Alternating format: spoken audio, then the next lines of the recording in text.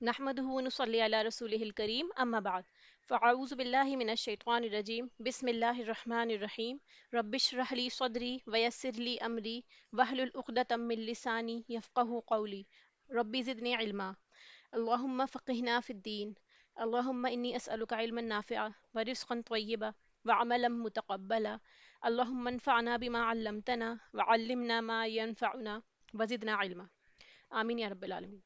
अस्सलामु अलैकुम वरहमतुल्लाहि वबरकातुहू। स्टोरी ऑफ प्रॉफिट ईसा, आयत 52 से 63। लास्ट टाइम हमने इंट्रोडक्टरी पार्ट पढ़ा था, ईसा अलैहिस्सलाम की इब्तदाई ज़िंदगी और इब्तदाई मरहलों के बारे में डिस्कस किया था।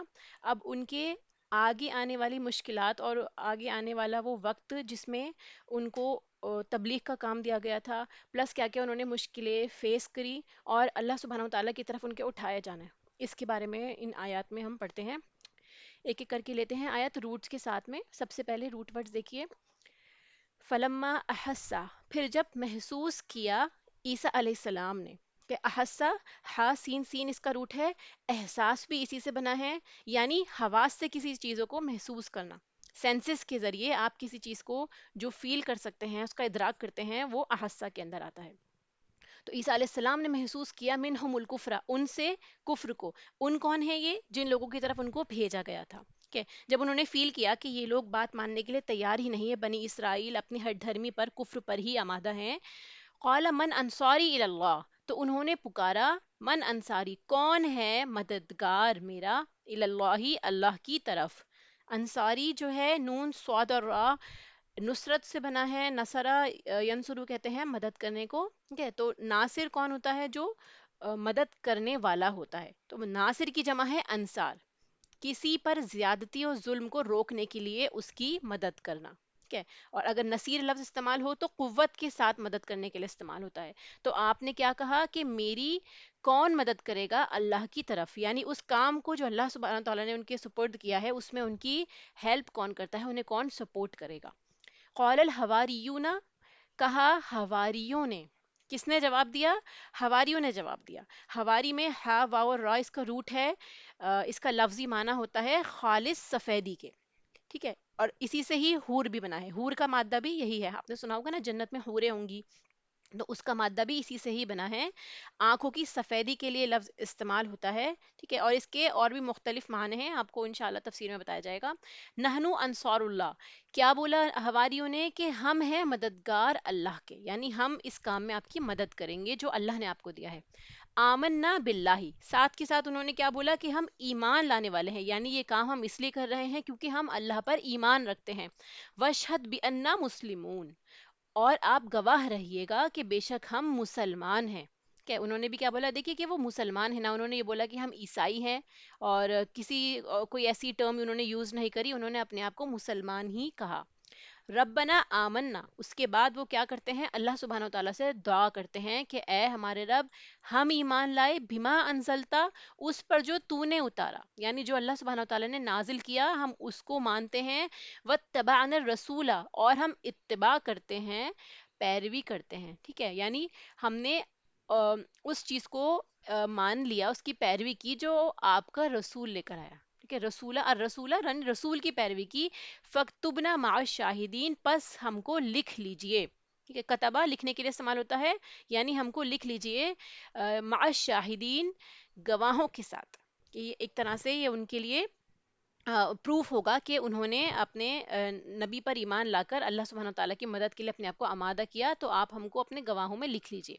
वमकरू वमकर अल्लाह, और उन्होंने चाल चली। ठीक है, मकरा क्या होता है? मकर कहते हैं खुफिया मगर मजबूत तदबीर को। ठीक है, जो नुक्स से पाक हो, यानी एक ऐसी स्ट्रैटेजी जो आपने बनाई है जिसमें किसी भी तरह का कोई फ्लॉ नहीं है और कोई ऐसी शॉर्टकमिंग नहीं है कि आप उसको उससे नुकसान उठाएंगे। ठीक है, तो किसी भी मकसद से, किसी को उसके मकसद से हटाने के लिए भी लफ्ज इस्तेमाल होता है, और उसके जरिए जो भी आप चाले इस्तेमाल करें, यानी आपने देखा कि कोई बंदा है जो बिल्कुल स्टेडफास्ट है, उसका पूरा प्लान एकदम फिक्स्ड है, उसके बाद आप کچھ ایسی چال چلتے ہیں یا کوئی ایسی اسٹریٹجی یا کوئی کسی بھی طرح کا کوئی ایسا پیترا چلاتے ہیں جس سے وہ بندہ اپنے مقصد سے ہٹ جائے، اس کے لیے بھی یہ مکر کا لفظ استعمال ہوتا ہے، ٹھیک ہے؟ مکر، مکاری سنا ہوگا آپ نے، مکاری بھی اسی سے بنا ہے، چال چلنے کے لیے استعمال ہوا ہے۔ وَمَكَرَ اللَّهُ، اور اللہ سبحانہ و تعالیٰ نے خفیہ تدبیر کی۔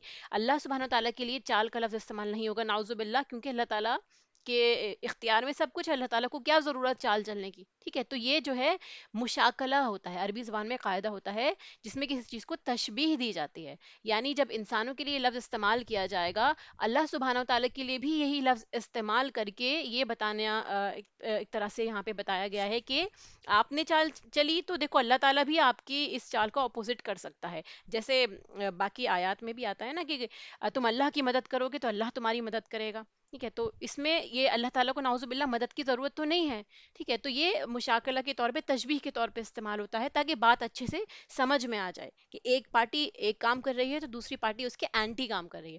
اللہ سبحانہ و تعالیٰ نے انہی کی چال کا توڑ کیا۔ واللہ خیر الماکرین، اللہ تعالیٰ بہترین ہے خفیہ تدبیر کرنے والوں میں سے۔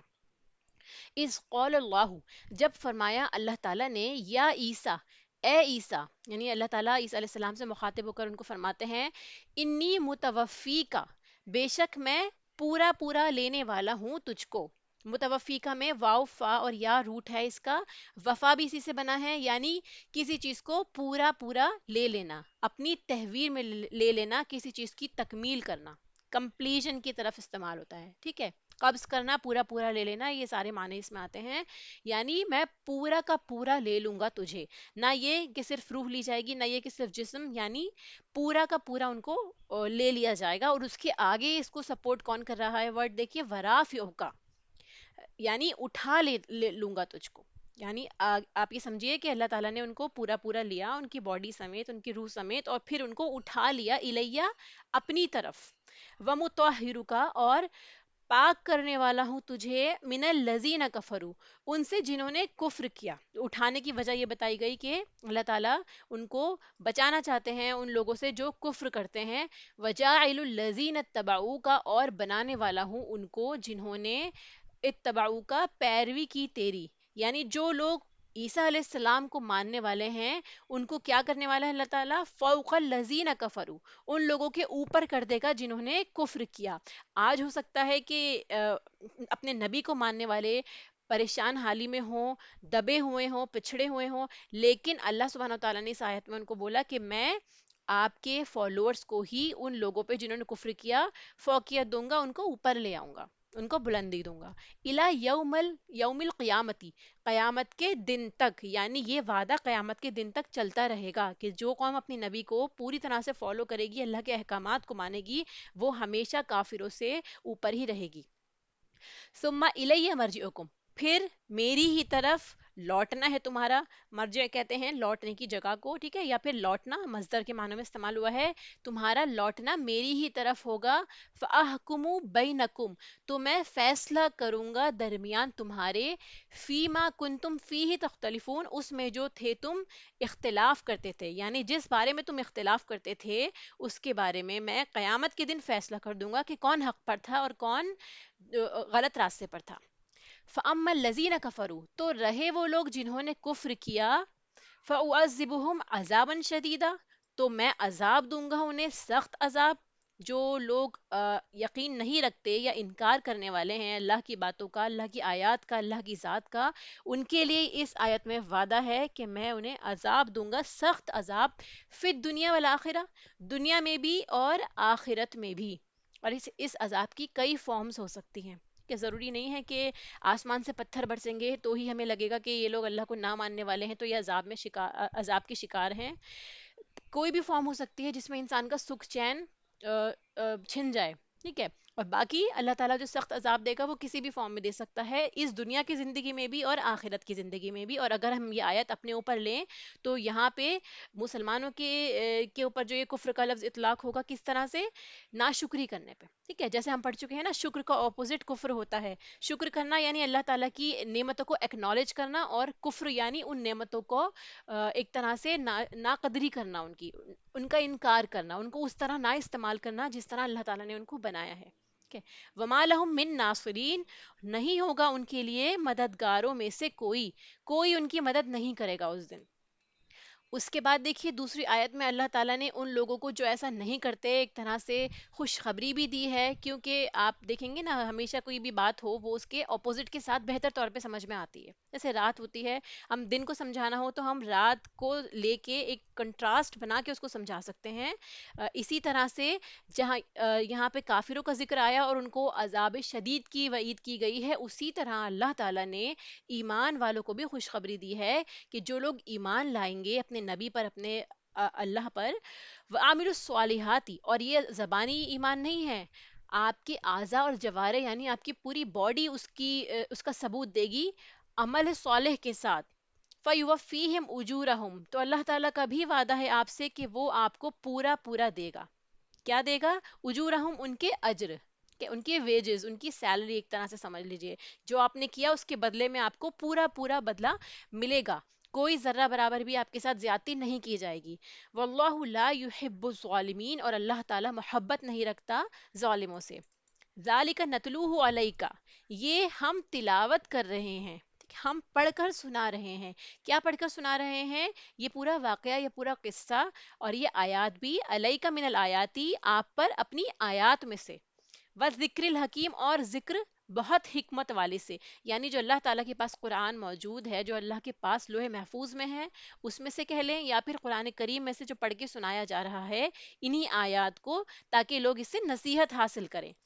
پھر اس کے بعد انا مسئلہ عیسیٰ، کہ بے شک مثال عیسیٰ علیہ السلام کی عند اللہ، اللہ کے نزدیک، کمثلی آدم، آدم علیہ السلام کی مانند ہے، ٹھیک ہے، خلقہ من تراب، کیا مثال دی اللہ تعالیٰ نے، کس طرح سے سمجھایا اپنے بندوں کو، کہ جیسے اس نے پیدا کیا آدم کو من تراب، مٹی سے، تراب مٹی کے لیے استعمال ہوتا ہے، سوکھی مٹی، ثم قال له کن فیکون، پھر فرمایا اسے ہو جا تو وہ ہو گیا۔ اسی سے ملتی جلتی آیت ہم نے لاسٹ لیکچر میں بھی پڑھی تھی، تو اس کو اتنی ڈیٹیل میں سمجھانے کی ضرورت نہیں ہے، امید ہے آپ لوگوں کو پتا ہوگا۔ الحق من ربک، حق آپ کے رب کی طرف سے ہے، فلا تکم من الممترین، تو نہ آپ ہوں شک کرنے والوں میں سے۔ یہاں پہ رسول اللہ صلی اللہ علیہ وسلم کو مخاطب کر کے کہا جا رہا ہے، اور آپ کے وسیلے سے ہی ہم لوگوں کو بھی کہا جا رہا ہے کہ آپ کے رب کی طرف سے حق نازل ہو چکا ہے قرآن کی فارم میں، وحی کی فارم میں، تو اب آپ شک کرنے والوں میں سے نہ ہو جائیں۔ یعنی رسول اللہ صلی اللہ علیہ وسلم جو لوگوں کو پیغام دے رہے ہیں، سب سے پہلے وہ ایمان لائیں، اپنے ڈاؤٹس کلیئر کریں، اس کے بعد وہ لوگوں کو بتائیں، اور ایسے ہی جو لوگ اس کو لے رہے ہیں وہ بھی شک کرنے والوں میں سے نہ ہوں۔ جتنا آپ کا یقین پکا ہوگا اتنا زیادہ آپ کی باتوں میں وزن ہوگا، اور لوگ اس کو محسوس بھی کریں گے، اور آپ کا تبلیغ کا کام بھی انشاءاللہ بہت آسان ہو جائے گا۔ فمن حاجکا، تو جو کوئی حجت بازی کرے آپ سے، جھگڑا کرے آپ سے، فی ہی اس میں، من بعدی، بعد اس کے، ما جاءک من العلم، جو آ گیا آپ کے پاس علم میں سے، فقل تعالوا، تو کہہ دیجئے آؤ، ندعو، ہم بلاتے ہیں، ابناءنا، اپنے بیٹوں کو، ٹھیک ہے، بنین کی جگہ ہے ابناؤن، اور یہاں پہ نا مطلب ہمارے بیٹے، تو بلاتے ہیں ہم اپنے بیٹوں کو، و ابناءکم، اور تمہارے بیٹوں کو، ونساءنا، اور اپنی عورتوں کو، ونساءکم، اور تمہاری عورتوں کو، وانفسنا، اور ہم خود بھی آئیں گے، وانفسکم، اور تم خود بھی آؤ، ثم نبتہل، پھر ہم گڑ گڑا کر دعا کریں گے، ٹھیک ہے، نبتہل میں با ہا اور لام اس کا روٹ ہے، دعا اور تضرع کرنا، زاری کرنا، ٹھیک ہے، کھل کر یہ عاجزی سے دعا کرنا، بلند آواز سے دعا کرنا، یہ سارے مفہوم اس میں پائے جاتے ہیں، اور زیادہ تر یہ جو ہے بد دعا کے لیے استعمال ہوتا ہے،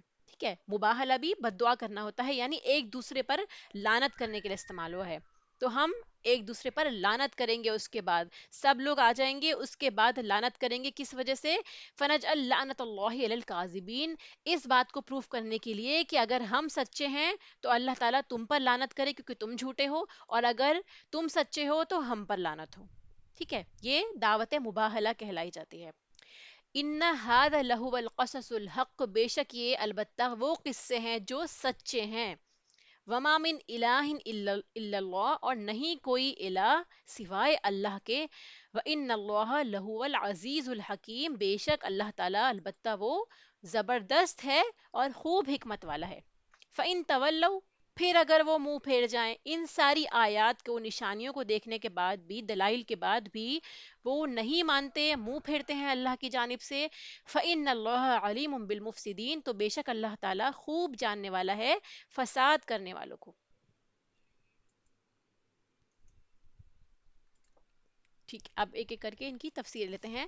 فلما احس عیسیٰ منہم الکفر، جب عیسیٰ علیہ السلام نے ان کا کفر محسوس کر لیا، جب عیسیٰ علیہ السلام دیکھ رہے تھے، سن رہے تھے ان کی رائے، جو وہ لوگ آپس میں باتیں کر رہے تھے پیغام آنے کے بعد، تو انہیں احساس ہوا کہ یہ لوگ تو کفر کر رہے ہیں.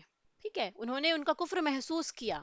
تو یہاں پہ جو احسا کا لفظ ہے، یعنی انہوں نے اپنے آنکھوں سے دیکھا اس چیزوں کو، کانوں سے سنا ان کی باتوں کو. ٹھیک ہے، تو یہ کوئی ایسا مفہوم نہیں ہے کہ ان کا گمان تھا کہ یہ لوگ کفر کر رہے ہوں گے. ہو سکتا ہے ان کے مائنڈ میں ایسا چل رہا ہو، جیسے زیادہ تر ہم لوگ دوسروں کے بارے میں گمان کر لیتے ہیں نا، کہ وہ میرے بارے میں ایسا ہی سوچ رہے ہوں گے. یہ گمان ہوتا ہے. اللہ سبحانہ وتعالیٰ اس سے بھی منع فرماتے ہیں کہ زیادہ تر گمان گناہ ہوتے ہیں. یہاں یہ بتایا گیا کہ نہیں، انہوں نے محسوس کیا، یعنی انہوں نے سینسز سے ادراک کیا، کہ بلکہ ایسا دیکھا کہ ہر دیکھنے والا اس بات کو پہچان سکتا تھا. کوئی بھی اور دیکھتا تو وہ بھی سمجھ لیتا کہ ہاں یہ بات واقعی اسی طرح سے ہے. ٹھیک ہے، تو اللہ تعالیٰ نے یہاں پہ صرف دیکھا کا لفظ استعمال نہیں کیا، اس کی نسبت احسا یہ زیادہ بلیغ اور مناسب لفظ ہے یوز کرنے کے لیے، کیونکہ اپنے سارے ہوش و حواس کے ساتھ، کھلی علامات کے ساتھ انہوں نے دیکھا. بڑی نشانیاں ان کے سامنے تھی، اس کے باوجود بھی ان لوگوں نے کفر کیا. ٹھیک ہے، تو جو عیسیٰ علیہ السلام نے ان کے اندر محسوس کیا، وہ کیا کیا چیزیں تھی جن کے بیسس پہ انہیں کافر کہا گیا، یہ بات نوٹ کرنے والی ہے. ٹھیک ہے، تاکہ ہم لوگ، اگر ہمارے اندر کوئی بھی ایسی ٹریٹ ہو تو ہم اس سے سب سے پہلے نجات پائیں. پہلا پوائنٹ جو بتایا وہ کیا ہے، انہوں نے اپنے انبیاء کو قتل کیا، نیکوکار لوگوں کو قتل کیا. ٹھیک ہے، جو لوگ اللہ کی طرف بلاتے تھے ان کا قتل کرنا. پھر اس کے بعد دوسرا پوائنٹ، اللہ کی آیات سے انکار کر دینا. جو اللہ تعالیٰ قرآن میں یا اپنے نبی کے ذریعے بتاتا ہے، اس چیز کو ریجیکٹ کر دینا، چاہے آپ قولی ریجیکٹ کریں، چاہے آپ اپنے عمل سے ریجیکٹ کریں. پھر اس کے بعد انہوں نے کیا کیا تھا، عزیر علیہ السلام کو اللہ کا بیٹا قرار دے دیا تھا. کہ نعوذ باللہ کسی کو اس مقام پر پہنچا دینا کہ اسے اللہ کا بیٹا ہی قرار دینا. ٹھیک ہے، تو یہ واضح کفر تھا اس قوم کے اندر جو اللہ اور رسول کو ماننے والی نہیں تھی. ٹھیک ہے، جبکہ وہ ایک طرح سے آپ یہ دیکھیں نا کہ پچھلے رسول موسیٰ علیہ السلام تھے، اور وہ اہل ایمان بھی تھے، اس وقت کی مسلمان قوم تھی، اس کے باوجود ان کے اندر یہ چیزیں پائی گئیں. اسی آیت کو یا اس پارٹ کو ہم اپنے لیے کیسے ریلیٹ کر سکتے ہیں کہ ہم بھی اللہ کے رسول کو مانتے ہیں، اس کے باوجود بھی ہمارے اعمال میں شرک پایا جاتا ہے. بہت سے ایسے اعمال ہوتے ہیں جس میں ہم اللہ کے علاوہ دوسروں کو پکار رہے ہوتے ہیں، یا کسی اور سے اپنی بھلائی یا پھر کوئی بھی ایسی چیز جو ہمیں نقصان پہنچاتی ہے، ہم دوسروں سے ایسوسیٹ کرنے لگتے ہیں. یہ تمام صورتیں شرک کی ہیں. ٹھیک ہے، تو اس کفر کو دور کرنے کے لیے انہوں نے کیا کہا، کہنے لگے اللہ تعالیٰ کی راہ میں میری مدد کرنے والا کون ہے، کون ہے جو میری مدد کرے گا، جو اللہ کے راستے میں میرا مددگار بنے گا. سورہ صف میں بھی آتا ہے، کیا پکارا انہوں نے کہ اے ایمان والو تم بھی اللہ کے مددگار بنو، جیسے عیسیٰ نے حواریوں سے کہا تھا کہ اللہ کے راستے میں میرا مددگار کون ہے.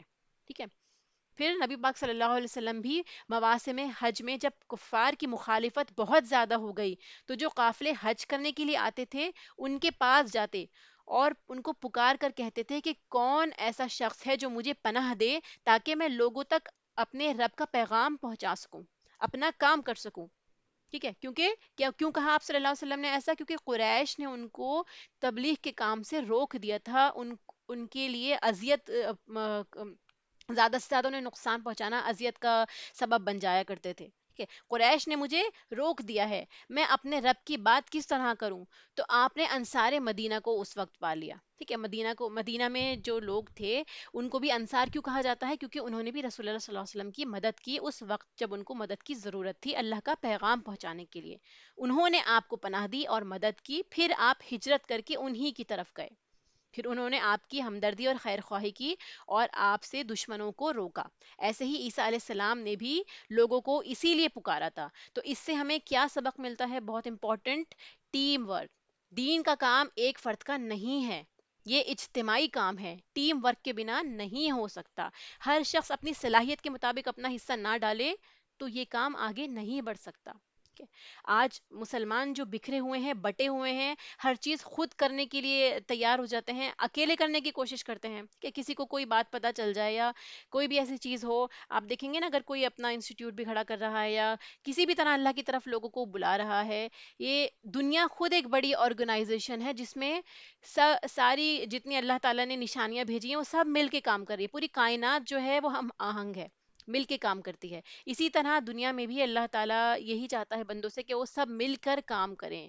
کوئی انسان کامل نہیں ہے، ٹھیک ہے؟ کوئی بھی پرفیکٹ نہیں ہو سکتا. ٹھیک ہے؟ یہ کلیکٹیو ایفرٹ ہے. جتنا زیادہ آئیڈیاز آئیں گے، لوگ ملیں گے، ایک بانڈ ڈیولپ ہوگی، اتنا زیادہ وہ کام جو ہے بہتر سے بہتر ہوتا چلا جائے گا.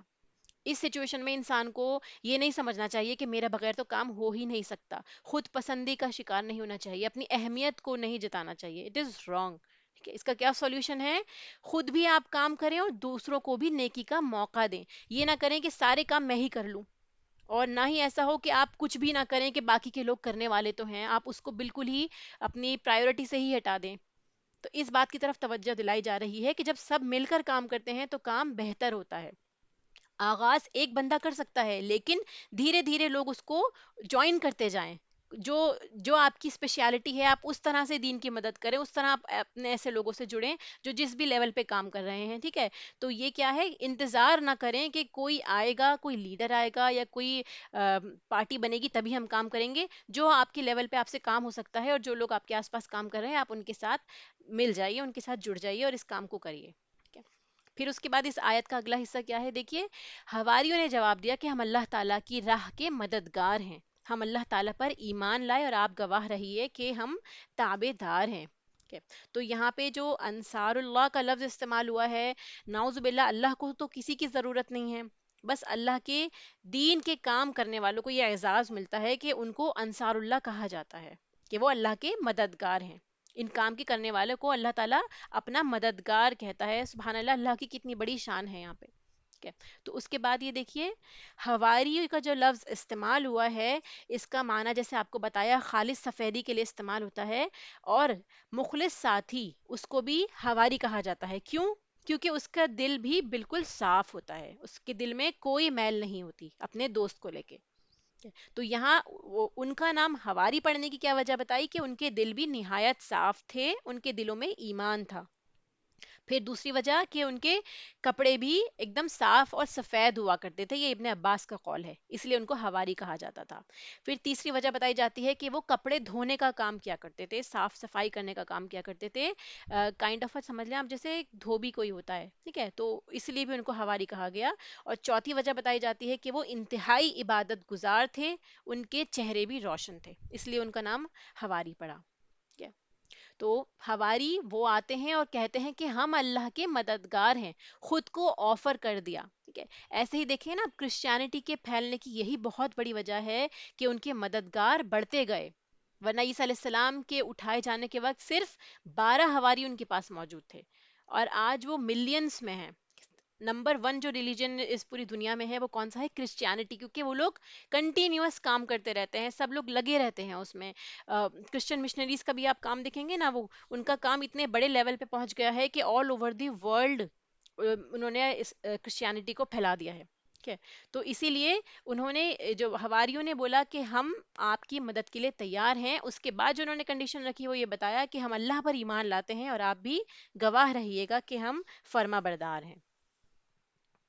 ربنا آمنا بما انزلتا. کیا دعا کرتے ہیں وہ؟ کہ اے ہمارے رب، اے ہمارے پالنے والے، اے ہمارے معبود، ہم تیری اتاری ہوئی وحی پر ایمان لائے. جو کچھ تو نے نازل کیا ہے ہماری طرف، ہمارے نبی کی طرف، ہم اس پر ایمان لاتے ہیں. ہم تیرے پیغمبر کا ساتھ دیتے ہیں اور اس کی پیروی بھی کریں گے. حق کی مدد اور خدمت کے لیے بھی ہم موجود ہیں. ٹھیک ہے؟ ہم ان کے پیچھے پیچھے چلیں گے. فَاكْتُبْنَا مَعَ الشَّاهِدِينَ. تو ہم کو تو گواہوں کے ساتھ لکھ لے. تو یہ گواہ جو ہے کون مراد ہے یہاں سے؟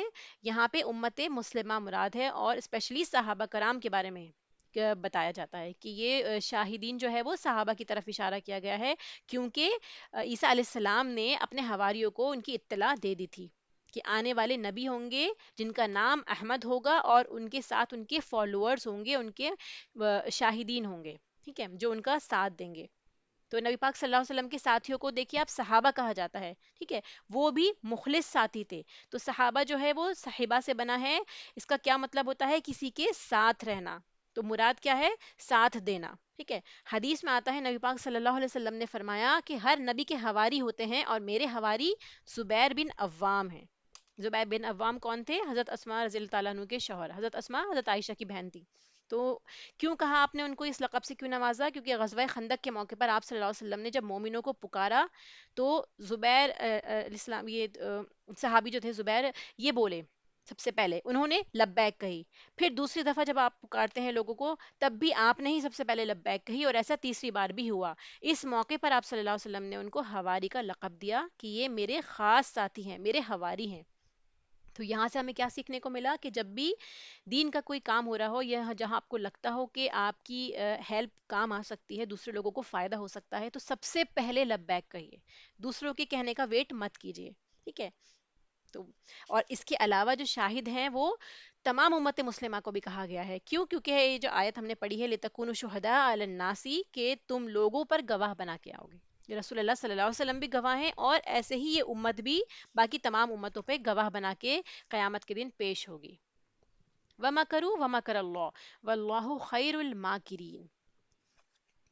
تو جب یہود نے دیکھا کہ عیسیٰ علیہ السلام پورے جوش سے لگے ہوئے ہیں، تو انہوں نے ان کو قتل کرنے کا منصوبہ بنایا. انہوں نے ایک پلاننگ کی کہ ان کو کس طرح سے راستے سے ہٹایا جائے. ٹھیک ہے. تو مکر جو ہے یہاں پہ ایسے طریقے سے دوسرے کو گھیرنا کہ اسے پتا بھی نہ چلے کہ اس کے ساتھ کیا ہو رہا ہے. تو واقعہ یہاں پہ بتایا جاتا ہے کہ یہود کی ایک اپنی مذہبی عدالت تھی، ایک قومی عدالت تھی. ٹھیک ہے. ایک مذہبی عدالت جو ان کی اپنی تھی، اور اس وقت کے دور میں ایک قومی عدالت بھی تھی. یہ سب فلسطین کے علاقے میں رہتے تھے، جو شام کی حکومت کے اندر آتا ہے.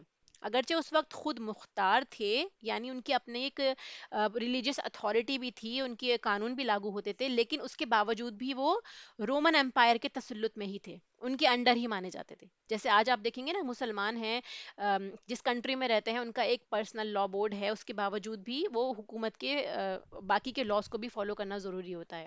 ٹھیک ہے. تو ان کی مذہبی عدالت نے ان پر الہاد کا الزام لگا دیا. کس پر؟ عیسیٰ علیہ السلام پر، کہ یہ بے دین ہیں. اب وہ عدالت صرف فتویٰ دے سکتی تھی، امپلیمنٹ نہیں کر سکتی تھی. وہ جس کی بیسس پہ کہ ان کو قتل کر دیا جائے. تو اسی لیے انہوں نے اس مسئلے کا حل نکالا. عیسیٰ علیہ السلام سے پیچھا چھڑانے کے لیے انہوں نے یہ سوچا کہ ہم ان کو پھانس کر کس طرح سے قومی عدالت پر لے جائیں اور ان کو مروا دیا جائے، ان کو قتل کروا دیا جائے.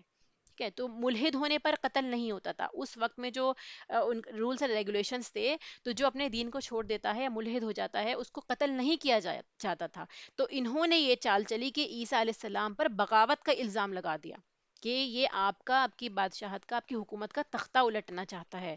اسی لیے انہوں نے اس طرح سے ان کو رومن امپائر کے سامنے پیش کیا کہ یہ باغی ہیں اور ان کو قتل کر دیا جائے. کہ یہ تھا ان کا پلان ایکچولی.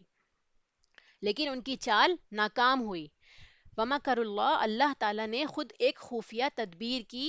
وَاللَّهُ خَيْرُ الْمَاكِرِينَ، اور اللہ سب سے بہترین تدبیر کرنے والا ہے. یعنی ان کے سامنے اللہ سبحانہ و تعالیٰ موجود تھے، جو سب سے بہترین تدبیر کرنے والے ہیں. اذ قال اللہ یا عیسیٰ انی متوفی کا. اب یہ تدبیر کیسی تھی؟ اللہ سبحانہ و تعالیٰ نے عیسیٰ علیہ السلام سے فرمایا کہ بے شک میں تجھ کو پورا پورا لینے والا ہوں. جو یہاں پہ توفا کا لفظ استعمال ہوا ہے، تو یہ عربی لغت میں پورا پورا لینے کے معنوں میں ہوتا ہے، جو تین طرح ہو سکتا ہے. 3 فارمز اس کی بتائی جاتی ہیں. سب سے پہلے توفا فی النوم، نیند میں فوت ہونا. جیسے کہ قرآن کریم کی آیت سورہ انعام کی آیت نمبر 60 میں آتا ہے کہ اللہ تم کو رات کے وقت فوت کر دیتا ہے. تو وہاں پہ بھی یہ فوت کا لفظ استعمال ہوا، یعنی جو پہلا ورڈ استعمال ہوتا ہے وہ نیند کے لیے ہوتا ہے. پھر توفا فی الموتی، موت کے وقت فوت ہونا. تو سورہ زمر کی آیت نمبر 42 سے اس کی دلیل ملتی ہے کہ اللہ پورا پورا لے لیتا ہے روح کو، نفسوں کو، جب ان کی موت کا وقت آتا ہے. تو وہاں پہ بھی یہ لفظ استعمال ہوا ہے. تیسرا معنی ہے اس کا روح اور بدن دونوں کا لیا جانا، پورا پورا اٹھا لیا جانا، جیسے عیسیٰ علیہ السلام کے ساتھ ہوا. تو اگر ہم پہلا معنی مراد لیں اس آیت کے مطابق، تو اس کا یہ معنی بنے گا کہ جب یہ تجھے وہاں لے جائیں گے، یعنی قتل کرنے کے لیے، تو تم پر کوئی دہشت اور خوف نہ ہوگا. جب تم اٹھائے جا رہے ہوں گے تو تم اپنی کھلی آنکھوں سے نہیں ہوں گے، بلکہ سوتی ہوئی کیفیت میں ہوں گے، نیند کی حالت میں ہوں گے تم.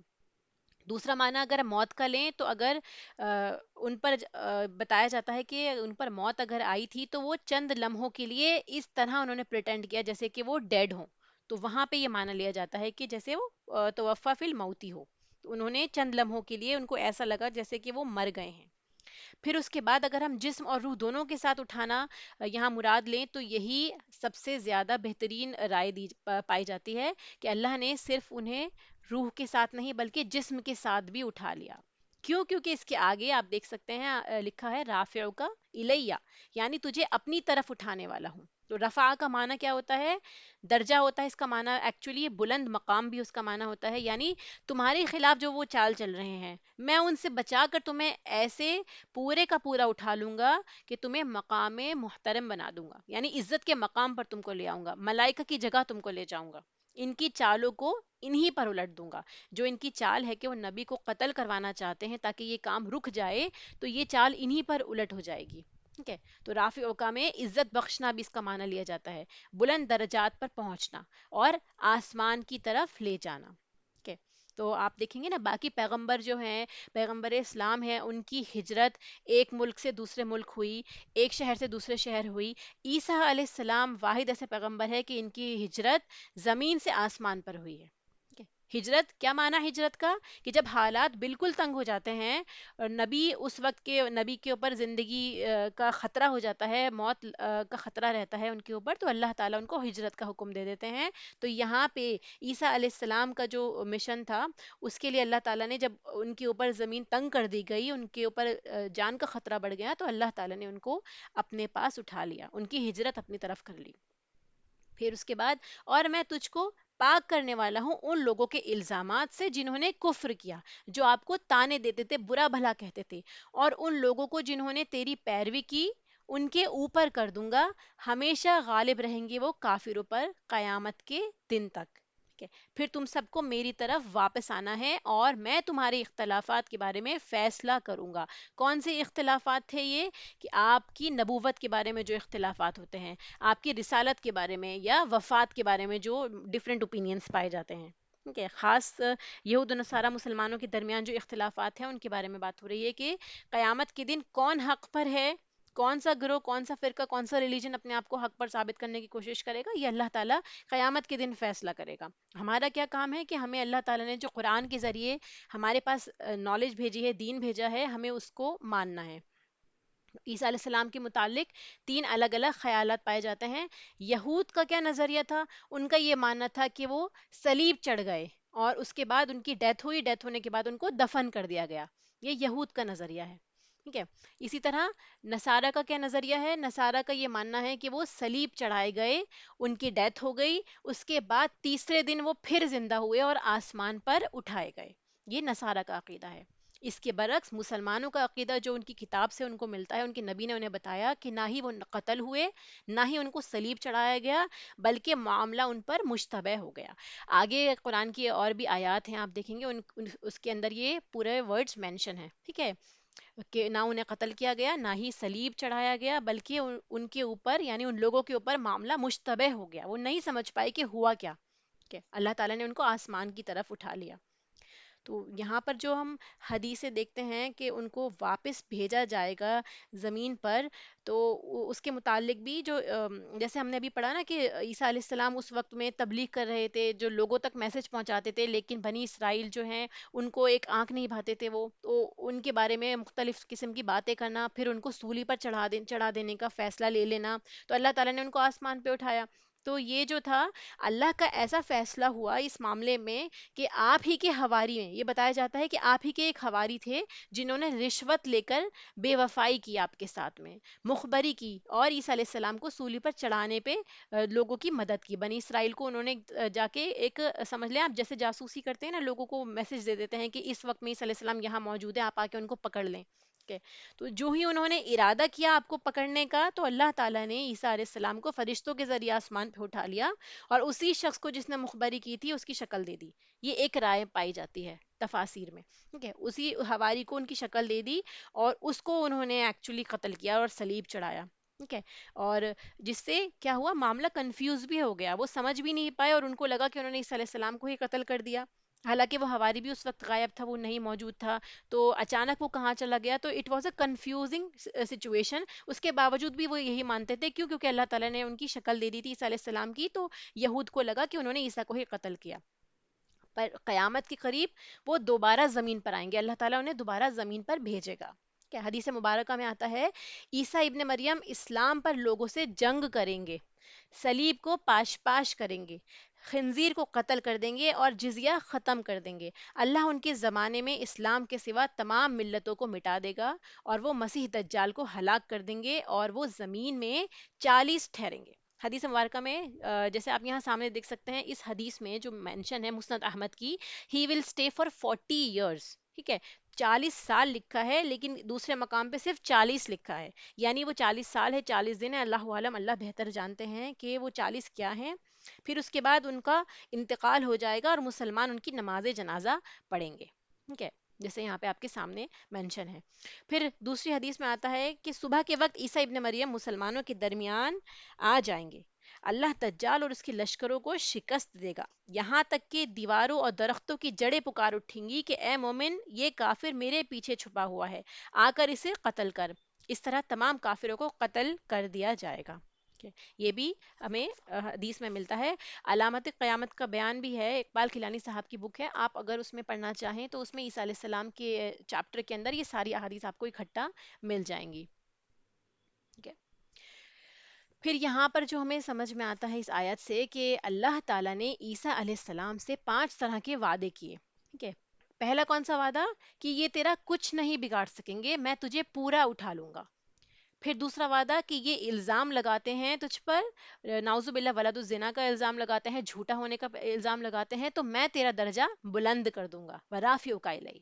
پھر اس کے بعد ان سب کافروں سے، الزامات اور چالوں سے تجھے پاک کرنے والا ہوا، مطہرک من الذین کفروا.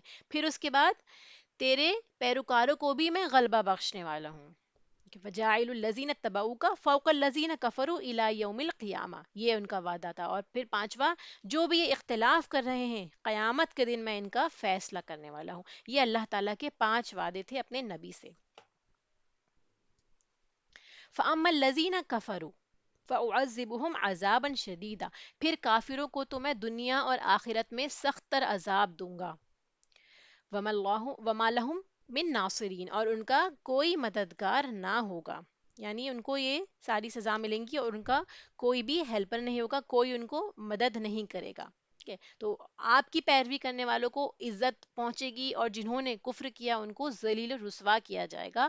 ہم یہ ہسٹری میں بھی پڑھ چکے ہیں، بنی اسرائیل کے ساتھ کیا کیا ہوا، کس طرح ان کو بلندی کا مقام ملا. داؤد علیہ السلام اور سلیمان علیہ السلام کے دور میں ان کا جو عروج تھا وہ ٹاپ پر تھا. اس کے بعد کیسے کیسے کیسے وہ ان کا زوال ہوا، ان کو ذلت نصیب ہوئی.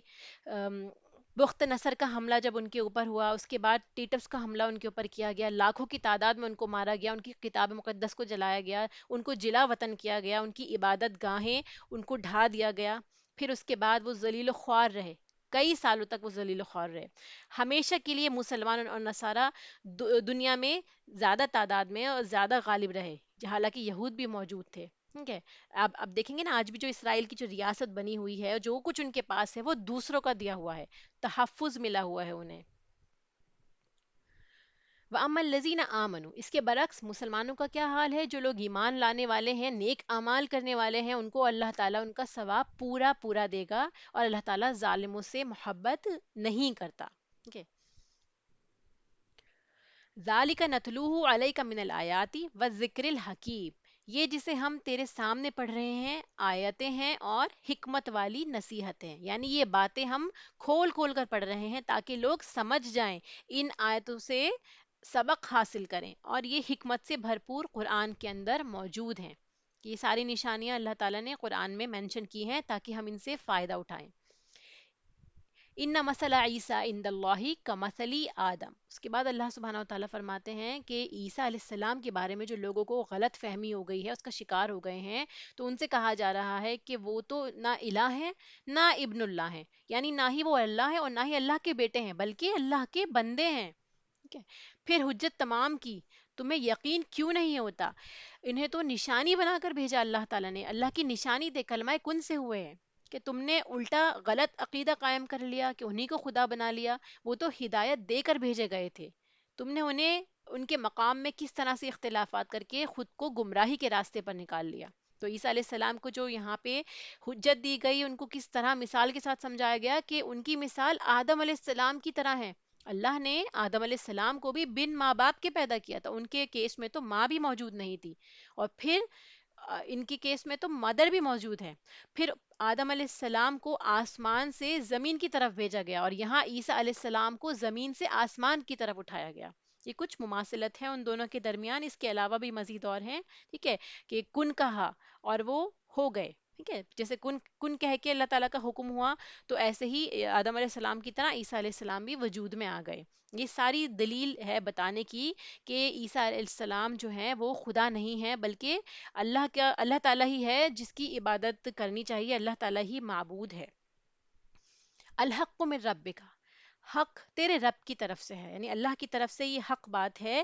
فلا تکم من الممترین، تم شک کرنے والوں میں سے نہ ہو جانا. تو یہ کلام کا اسلوب بتایا جاتا ہے، کل کہہ کر باقیوں کو مخاطب کیا گیا یقین دہانے کے لیے، کہ آپ صلی اللہ علیہ وسلم کے ذریعے پوری امت کو یقین دہانی کرائی جا رہی ہے کہ دلائل کے بعد بھی آپ شک کرنے والوں میں سے نہ ہو جائیے گا. ٹھیک ہے، تو ممترین جو ہے اس کا روٹ میم را اور یا ہے. کسی حقیقت کو شک کی نگاہ سے دیکھنا، ایسا شک جس سے تردد پیدا ہو جائے، آپ بے چین ہو جائیں، آپ کے اندر ایسا ڈاؤٹ ہو جائے کہ کروں تو کروں کیا. ایک شخص یہ بول رہا ہے، دوسرا شخص دوسری بات سامنے رکھتا ہے، تو ہم کس کو مانیں؟ تو یہ جو ہے تردد کا شکار ہوتا ہے ایسا انسان. تو یہ ممترین اسی کی طرف اشارہ ہے کہ یہ حق ہے آپ کی طرف سے، آپ کے رب کی طرف سے، آپ بالکل ڈاؤٹ نہ کریں اس میں. پھر یہ آیت مباہلہ، فمن حاجک فیہ من بعد ما جاءک من العلم، جو شخص آپ کے پاس علم کے آ جانے کے بعد بھی آپ سے اس میں جھگڑے، تو آپ کہہ دیں کہ آؤ ہم تم اپنے اپنے بیٹوں کو، اپنی اپنی عورتوں کو اور اپنے آپ کو لے کر آتے ہیں، اپنی جانوں کو بلا لاتے ہیں، پھر ہم عاجزی کے ساتھ اللہ کے حضور دعا کرتے ہیں، اور جھوٹوں پر اللہ کی لعنت ہے. ٹھیک ہے، دو فریق ایک دوسرے پر جب لعنت کرتے ہیں تو اس کو مباہلہ کہا جاتا ہے. جب دونوں کے درمیان دو الگ الگ گروپس ہیں، ان کے درمیان حق اور باطل کا فیصلہ کرنا ہوتا ہے، دونوں اپنے آپ کو حق پر کہتے ہیں، تو اس درمیان جو جھگڑا پیدا ہوتا ہے، تو اس جھگڑے کو ختم کرنے کے لیے دعوت مباہلہ کی جاتی ہے. آخری حجت کہ دونوں اللہ کے بارگاہ میں یہ دعا کریں کہ اللہ ہم دونوں میں سے جو بھی جھوٹا ہو اس کو اس پر لعنت کرے. ٹھیک ہے، تو اس کے بارے میں یہ بتایا جاتا ہے، جیسے ہم نے سٹارٹنگ میں پڑھا تھا کہ نبی پاک صلی اللہ علیہ وسلم کے پاس وفد نجران آتا ہے، اور 10 ہجری کے ٹائم پہ کافی لوگ اس میں آتے ہیں شان و شوکت والے، اور وہ آ کے رسول اللہ سے سوال کرتے ہیں، اور آپ نے جو پورا مکالمہ کیا سٹارٹنگ کے آیات میں، ہم نے اس کو تفسیر میں ڈیٹیل میں پڑھا ہے.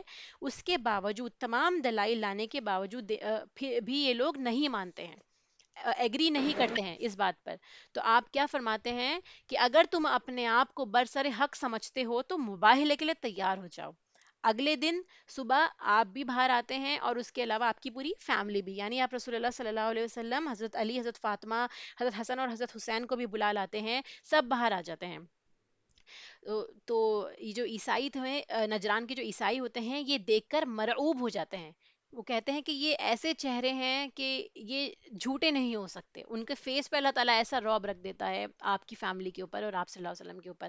تو آپس میں یہ لوگ مشورہ کرتے ہیں، باہم مشورے سے ایک آئیڈیا نکالتے ہیں، ایک بیچ کا راستہ نکالتے ہیں کہ ہم کیا کرتے ہیں، ہم اگر مباہلے کے لیے چلے گئے، ٹھیک ہے، تو اور اگر یہ واقعی جو نبی ہوئے، جو اللہ تعالیٰ نے بنی اسماعیل میں سے ایک پیغمبر کو بھیجنے کا وعدہ کر رکھا تھا، یہ واقعی وہی پیغمبر ہوئے، تو ایک پیغمبر کے مباہلے سے اور ملاعنے سے، یعنی لعنت کے دعا سے کیا ہوگا، کیا نتیجہ نکل سکتا ہے کہ تمہارے چھوٹے اور بڑے سب ہلاک ہو جائیں گے، نسلوں تک اس کا اثر باقی رہے گا. اس لیے بہتر یہی ہے کہ ہم ان سے صلح کر کے اپنی بستیوں کی طرف روانہ ہو جائیں.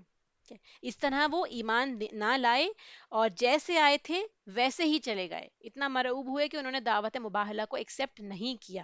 ٹھیک ہے، اور اس پر انہوں نے جزیہ لینا ایکسیپٹ کر لیا کہ ہم جزیہ دینے کو تیار ہے. یعنی صلح کی جو ان کے بیچ میں ٹرمز اینڈ کنڈیشنز ہوئی تھی، اس پر یہ تھا کہ آپ ہم پر حملہ نہ کریں، ہم آپ کو اس کے بدلے میں ٹیکس دیں گے، جزیہ دیں گے.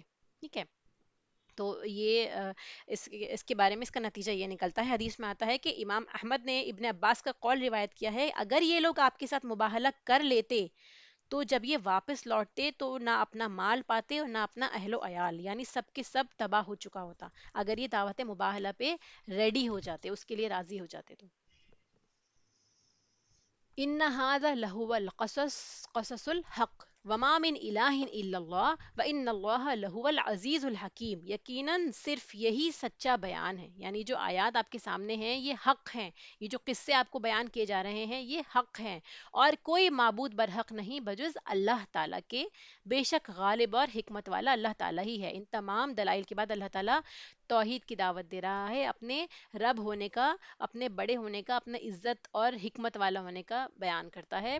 فَإِن تَوَلَّوْا فَإِنَّ اللَّهَ عَلِيمٌ بِالْمُفْسِدِينَ، اس کے باوجود بھی اگر لوگ قبول نہ کریں، اتنی کلیئر نشانیوں کے بعد، واضح آیات کے بعد بھی لوگ اللہ کی طرف رجوع نہ کریں، اللہ کو نہ مانیں، تو اللہ تعالیٰ ایسے مفسدوں کو خوب جاننے والا ہے۔ ایسے فسادی لوگ اللہ کی نظر میں ہیں، ان سے بچے ہوئے نہیں ہیں، ان کا معاملہ اللہ تعالیٰ قیامت کے دن پورا ان کا فیصلہ چکا دے گا۔ اب ایک بار ان آیت کی تلاوت دیکھ لیتے ہیں۔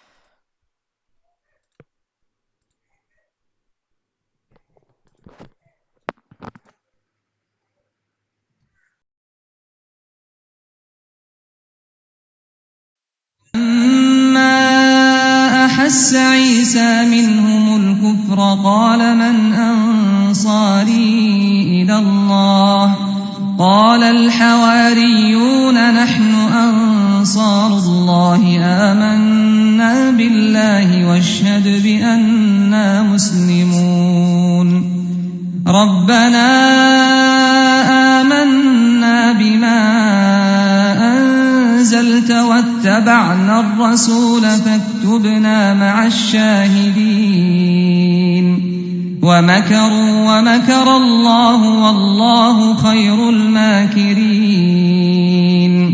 إذ قال الله يا عيسى إني متوفيك ورافعك إلي ومطهرك من الذين كفروا وجاعل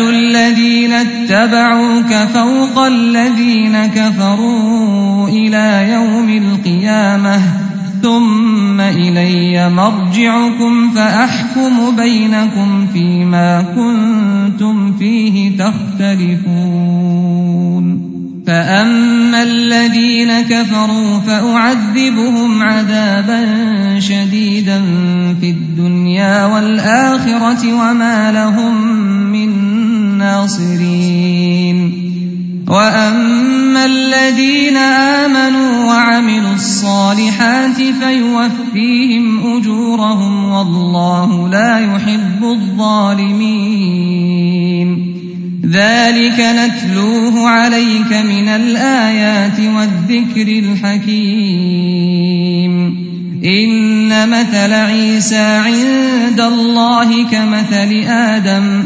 خلقه من تراب ثم قال له كن فيكون الحق من ربك فلا تكن من الممترين فمن حاجك فيه من بعد ما جاءك من العلم فقل تعالوا ندع أبناءنا وأبناءكم ونساءنا ونساءكم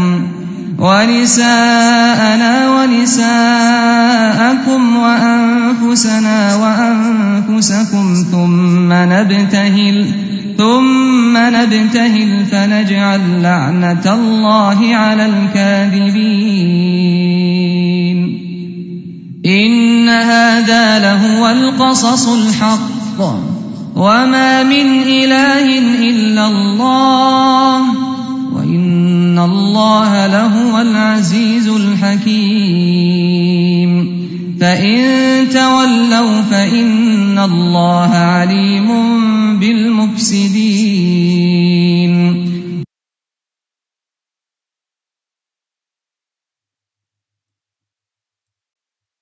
عیسیٰ علیہ السلام کے بارے میں وہاں پہ دیکھیے ایک طرح سے کمپائلیشن ہے کہ جو آیات اور احادیث ان کے بارے میں ہیں. He was born miraculously without male intervention, سورہ مریم کی آیت میں آتا ہے. پھر he was not struck by Satan at birth, یعنی جب وہ پیدا ہوئے تھے تو شیطان نے ان کو ٹچ نہیں کیا تھا جیسے وہ باقی تمام بچوں کو چھوتا ہے، جس کی وجہ سے بچے روتے ہیں.